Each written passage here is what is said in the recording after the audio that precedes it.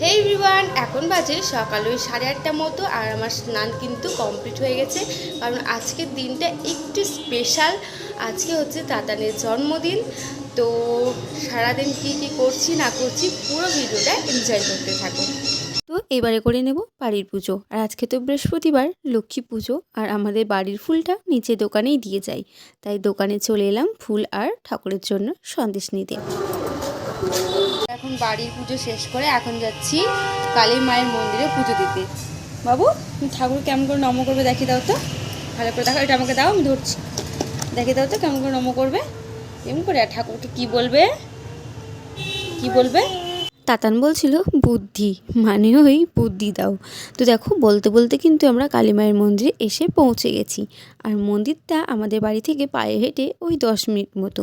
তারপর পুজো টুজো দিয়ে আমরা দুজন মিলে ওই টুকটুক করে হাঁটতে হাঁটতে বাড়ি চললাম।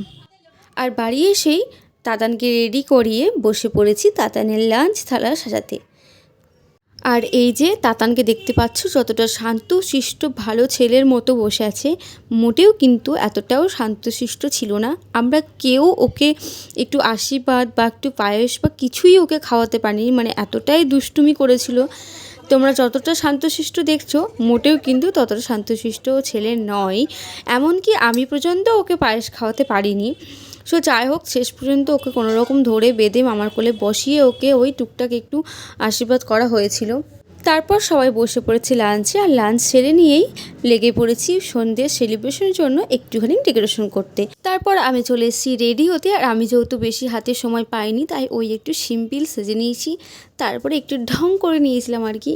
আর ওই ঢং করতে করতেই বেজে গেছিলো প্রায় রাত 9:30 মতো। তারপরে দেখো, কেক কাটিংয়ের জন্য কিন্তু কেক চলে এসেছে।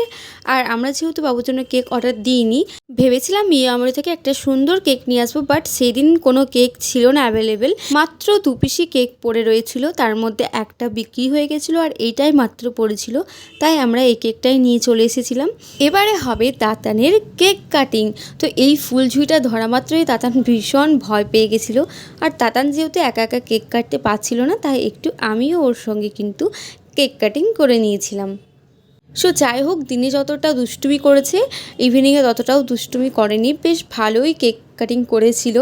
আর কেক কাটিং শেষ করেই বসে পড়েছিলাম সবাই খেতে। আর ওই দেখো, আমাদের সব থেকে স্পেশাল গেস্ট আগেই বসে পড়েছে, আর আমি বসেছিলাম সবার শেষে। আর তাতানের বার্থডের মেনু ছিল কড়াইশুঁটির কচুরি, আলুর দম, পোলাও, চিকেন কষা, চাটনি, পায়েস আর খিচুড়ি গুড়ের মিষ্টি। তো ভিডিওটা কেমন লাগলো অবশ্যই কিন্তু তোমরা কমেন্ট করে জানাতে ভুলো না।